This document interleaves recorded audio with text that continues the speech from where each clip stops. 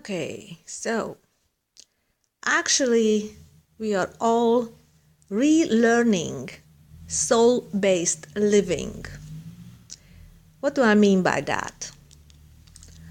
Well, in the old days, when I would say religions were born, which is made by humans with limited consciousness. And that is dogma-based living, which means they had rules, right? They had all kinds of rules. That's how you have to be, that's how you have to do, that's how whatever, because God wants you to do this, God wants you to do that, whatever. They came up with all that. It's a fucking mixture of perceptions and conceptual thinking and all that shit, right?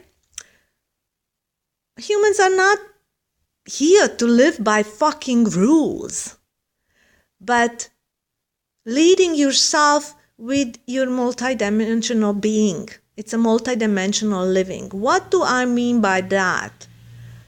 ESP, extrasensory perception. But for that, you need to be in contact with yourself, your primary relationship with self. And for that, you need to be able to sense yourself, feel yourself. So what happened, let's say, meaning in the last 50 or 70 years, just look back, people got disconnected from themselves more than ever. Why there are more and more depressed people and all that? Of course, there is a spiritual awakening going on as far as humanity concerned, and on individuals, of course. But a lot of people do not live according to their senses, meaning, for example, let's say you sense that some energy is not good for you. Let's say you sense that being in contact with other person is not good for you. However, as a spiritual being, let's say in the old days, let's say you were a Buddhist once, let's say you were whatever once, I don't know, who cares? You were brainwashed with religion, let's say in 1400, I don't know. We all live different lifetimes, many lifetimes, and we are conditioned. That's what you need to know. So the spiritual awakening is all about getting rid of, burning away all that shit, all the conditioning. That which you actually covered your true beingness during many lifetimes. So you're burning that away. That is your awakening process. So we are relearning and remembering soul-based living, and meaning you feel the energy, you know it is bad for you, but you are so conditioned because you had many lifetimes together with that person, let's say a woman, a guy, it doesn't matter. And it's kind of like it's attracting you in that sense.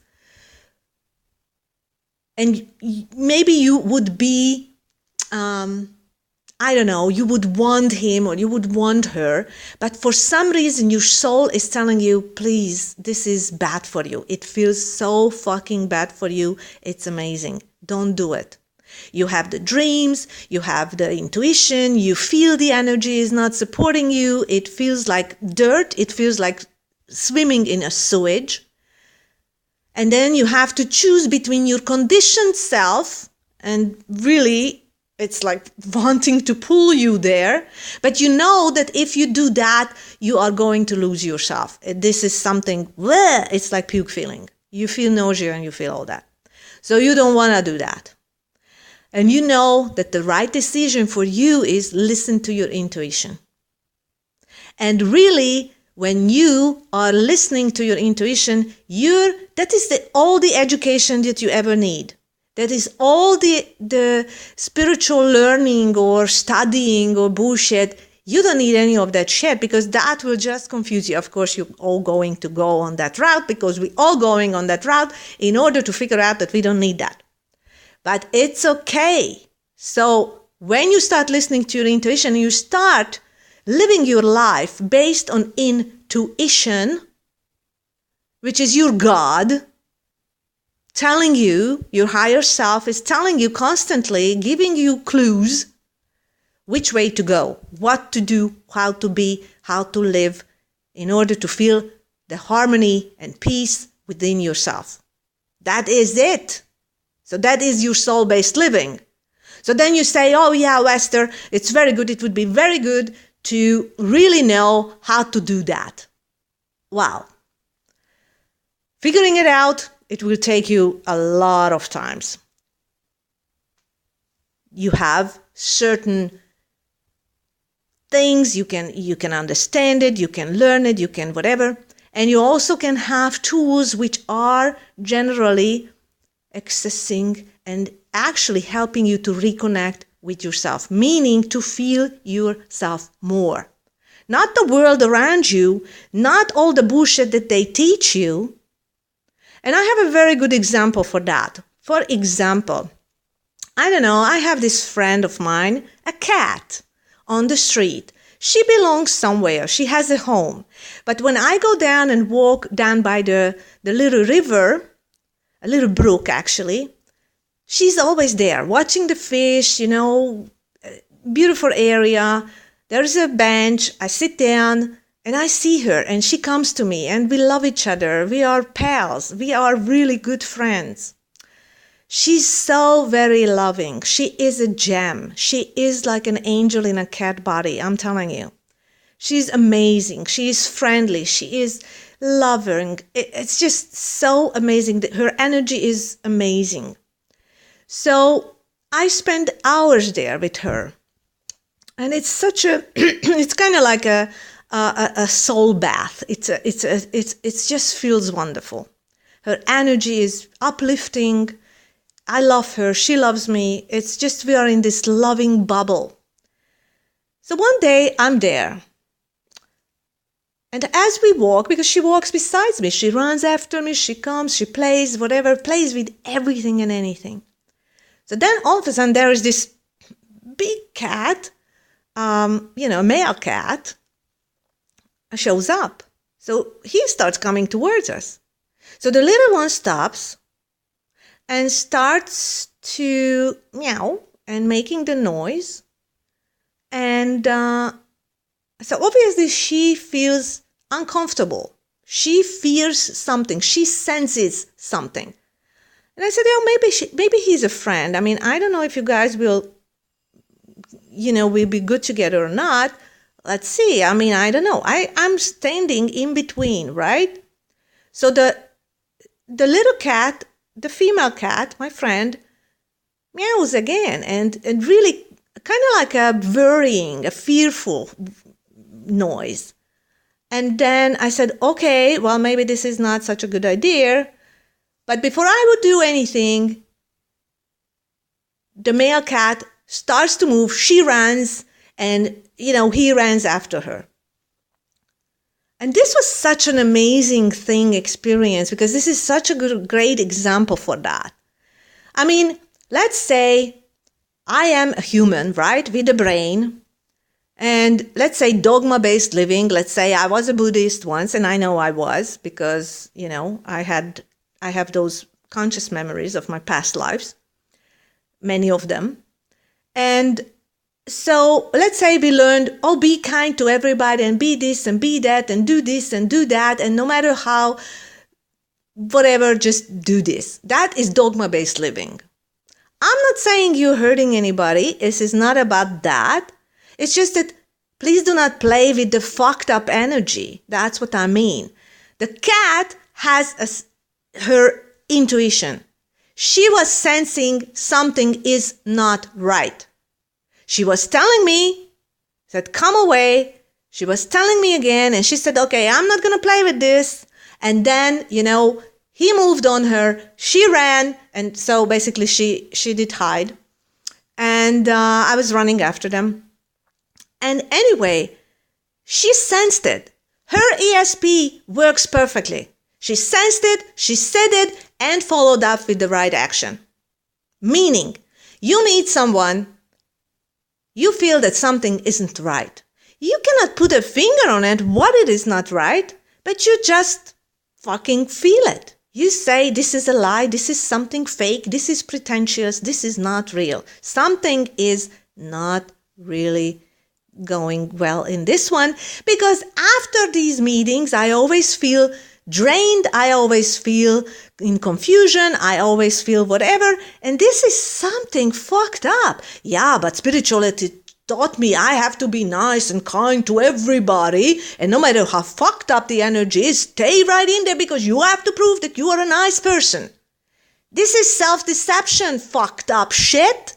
So, if there is any sin, of course we know that there is not, that would be the one thing, the number one, I would say self-deception. And self-deception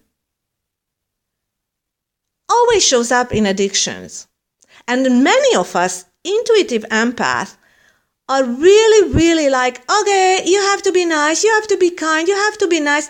And I don't know how many fucking times you have to meet a person in order to know this is not good for you.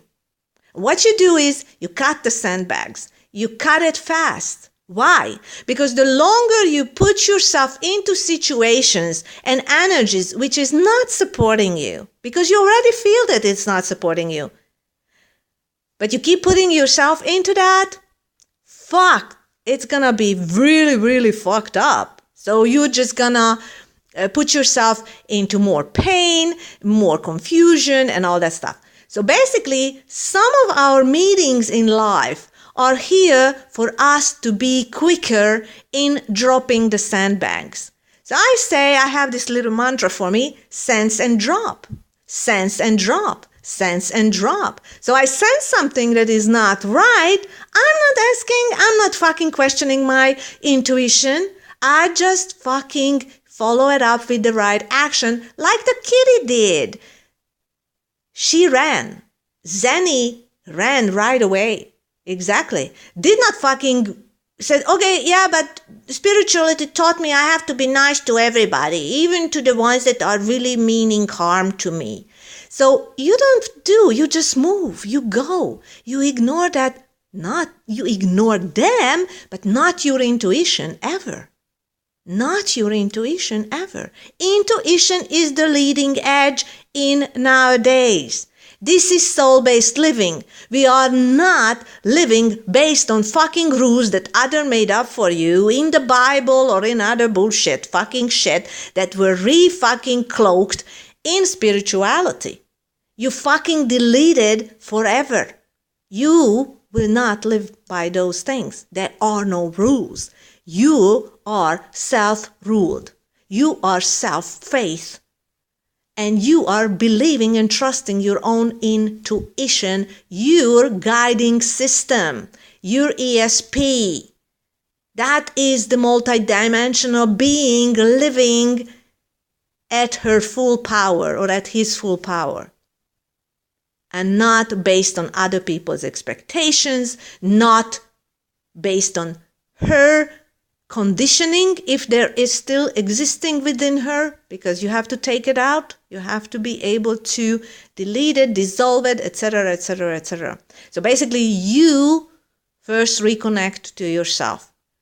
It's not an easy road. It was never easy for anyone. And this is how we live. Soul-based living.